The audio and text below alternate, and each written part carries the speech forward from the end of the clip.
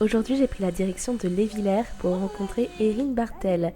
Elle est lapidaire et fabrique ses propres bijoux à base de pierres naturelles. Dis-moi, Alors aujourd'hui, je te propose de t'emmener voir la confection d'un collier.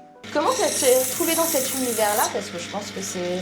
On se réveille pas un matin en se disant tiens, je vais être lapidaire, tiens. Non, du tout. J'ai vécu à la campagne, mon enfance. Je cherchais des cailloux, des fossiles avec mes cousins, mes cousines. Enfin, ce passe-temps est devenu une passion. Et pendant mes études, en fait, j'ai travaillé les pierres, justement, uniquement par passion. Finalement, après mes études, j'étais dans un bureau d'avocat. Je me préparais pour la certification et finalement, j'ai décidé littéralement du jour au lendemain de tout arrêter et d'ouvrir mon entreprise. Et qu'est-ce que t'aimes toi du coup dans ce nouveau métier? Disons voir ce que j'apprécie le plus, c'est couper les pierres et voir ce qu'il y a à l'intérieur. Parce qu'à chaque Cette fois, curiosité. c'est ça. Ça regorge d'une nouvelle surprise. On ne sait jamais ce qu'on trouve. Et c'est, pour moi, c'est ce que je préfère.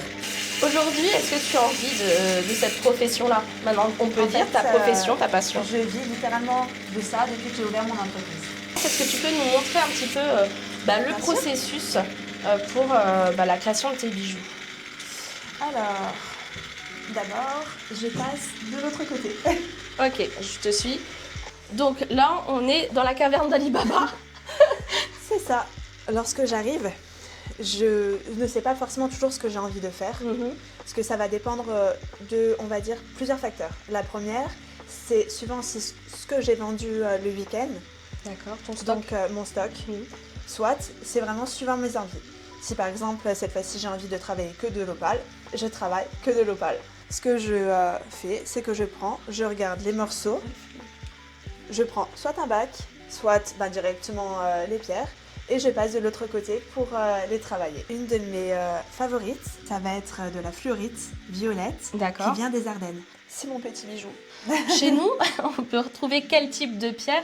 Qu'est-ce que, en ayant l'œil, on peut découvrir? Alors, en Moselle propre, on peut retrouver de la septaria.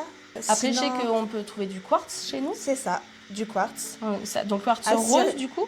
En fait, c'est du quartz hématoïde. Hématoïde, c'est-à-dire qu'il y a une couche orange et ferreuse. En fait, c'est du fer qui est venu en fait sur le quartz. Donc, ça l'a venu l'oxyder un peu? C'est ça. Mais par contre, quand on va les travailler, donc toute cette couche supérieure va littéralement s'effacer et va rester plus qu'un quartz transparent.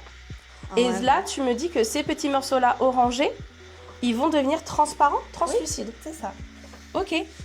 Ah, c'est même dommage. Ça l'est. Mais bon, après, suivant comment le faire, c'est incrusté dans la pierre. Il peut y avoir des toutes petites parties orangées qui restent, mais très très très peu. Donc il y a donc la septaria, il y a la fluorite, il y a de la barite. Ok. Donc c'est de la barite jaune. Il y en a très peu, mais c'est assez rare. Après avoir choisi une pierre, on va direction les machines pour la couper. Donc là, on se retrouve dans ton atelier. C'est ça.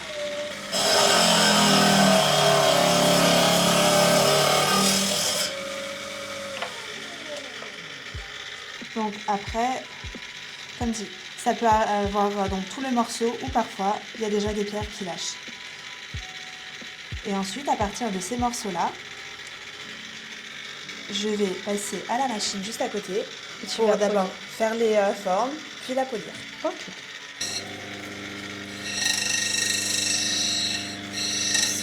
Ah, Elle s'est cassée.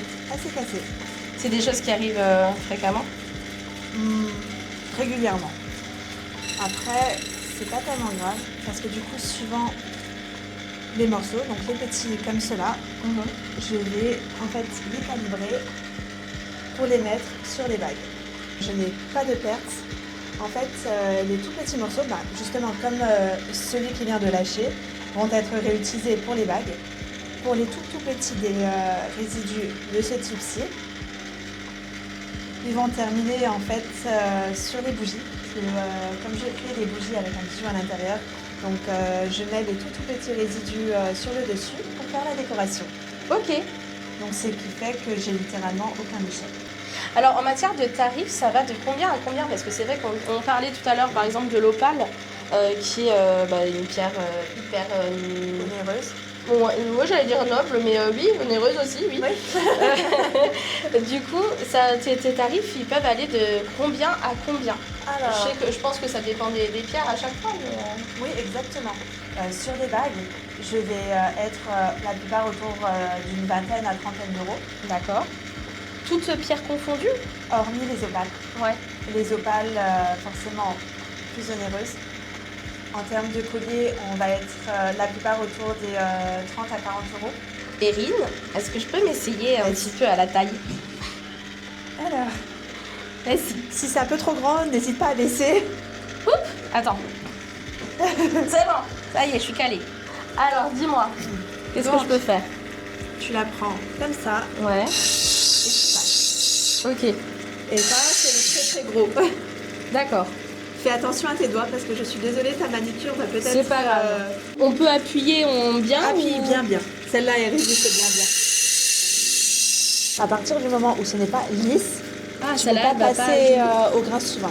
D'accord, Donc, ok. on doit le faire aussi longtemps que ce n'est pas lisse. Ok, d'accord, ça marche. Ah, ça devient un peu mieux, non? Non, Non? D'accord. Ok, on continue. il va falloir laisser ton bras longtemps et appuyer fort. Ok, on va faire la phase finale en haut, c'est ça? Si tu veux. Allez. Donc là, tu m'as dit c'est quoi? C'est le perçage et après la mise... Oui, après, uniquement l'assemblage. Donc D'accord. avec une monture et sa chaîne. Alors du coup, là, je vois que tu as un petit ramequin avec de l'eau dedans Oui. et Donc, du carton. en fait, c'est ça. Alors en gros, quand la pierre doit être percée, si jamais, entre guillemets, a l'air libre, toujours immergée dans l'eau, simplement à cause de la surchauffe de la pierre. Mhm. Parce que sinon, elle surchauffe, elle peut se casser et l'équipement également. J'utilise une rémelle que moi je tiens. Sinon, il existe également des colonnes, Oui. en fait, qui du coup va la percer directement. Personnellement, je ne le fais pas. Je préfère sentir directement ce que je fais.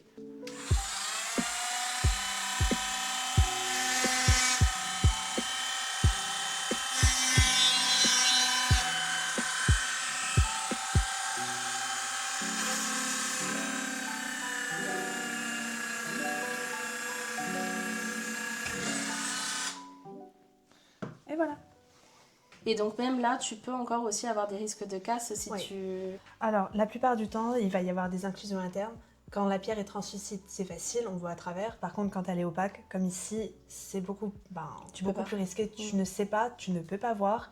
Donc, c'est toujours la surprise. Donc, comme dit, ça a un mélange de pierres, de variétés, mais aussi de la façon dont tu perces. Que ça soit pour le perçage ou même pour les machines en bas. J'ai pas spécialement besoin de regarder. Je le sens à la pierre lorsqu'elle est bonne, lorsqu'elle est prête ou pas. Donc là, on a terminé de percer la pierre. Il reste quoi en gros? Entre guillemets, le maître... Que la monture. Ok. Donc c'est vraiment l'étape la plus simple, mais il ne faut pas la sous-estimer. Et du coup, tu le disais, tes montures, elles sont en argent. Exactement. Et il y a la chaîne en acier inoxydable. Tout à fait. Bon, jusque-là, c'est bon. Non, elle tient, c'est bon. Je lui en ai mis une très simple, parce que du coup, ça fera assez mixte. Effet un peu coquillage. C'est ça. Parce que même si la proportion de mes clients est assez faible pour les hommes, mais il y a quand même quelques hommes. Et avoir un collier en fait avec une monture mixte, hormis par exemple justement tout ce qui est strass, Ouais. Du coup ça passe Ça peut bien. attirer... Et parfait. Le lapis lazuli n'a plus qu'à trouver preneur. Et merci beaucoup, Erin. Merci Et à puis, toi. au plaisir de te revoir sur les différents marchés. Avec grand plaisir. Et puis si tu t'entraînes et t'ennuies, tu peux venir Oui. en bas travailler avec moi. Oui, pas de souci. Avec plaisir. Retrouvez Erin sur l'ensemble de ses réseaux sociaux, mais aussi à la fête de la sorcière. Ça sera à Filière le 28 juin. Quant à moi, je vous retrouve la semaine prochaine pour un nouvel épisode de Mirabelle et Bretzel. Bonne semaine à tous.